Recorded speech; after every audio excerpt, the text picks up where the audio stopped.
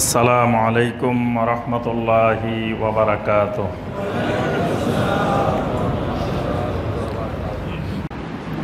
নবী সাল্লাল্লাহু আলাইহি ওয়াসাল্লামের কবরকে রওজা মুবারক বলা কি হারাম? হারাম হলে কেন হারাম?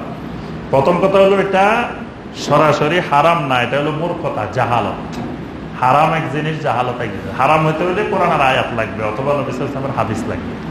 এই জন্য ফকিরা হারাম বলতেন না সহজে কোন জিনিসকে, কারণ আল্লাহ পাক কোরআনে কারিমে ধমকি দিচ্ছেন যে কে সে মান হারামা যিনাতাল্লাহ। নবী সাল্লাল্লাহু আলাইহি ওয়াসাল্লামকে বলছেন ইয়া আইয়ুহান নাবিয়্যু লিমা তুহাররিমু মা আহাল্লাল্লাহু লাক। আল্লাহ যেটা হালাল করছেন আপনি সেটা হারাম করতেছেন কেন?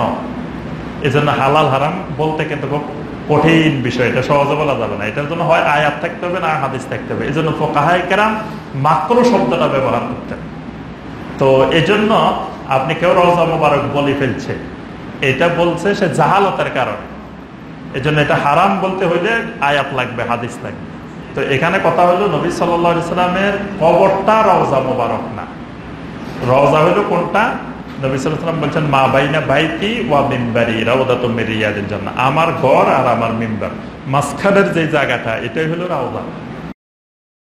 আর নবী সাল্লাল্লাহু আলাইহি সাল্লামের ঘরটাই হলো কবর। তাহলে বত্ত রওজার বাহিরে, রওজা আলাদা জিনিস, কবর আলাদা জিনিস।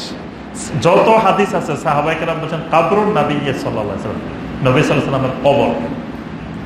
আর রওজা হলো আলাদা জিনিস। রওজার মধ্যে গিয়ে 2 রাকাত সালাত আদায় করতে হয়, কিন্তু নবী সাল্লাল্লাহু আলাইহি ওয়াসাল্লামের কবরে গিয়ে সালাত আদায় করা যায় না।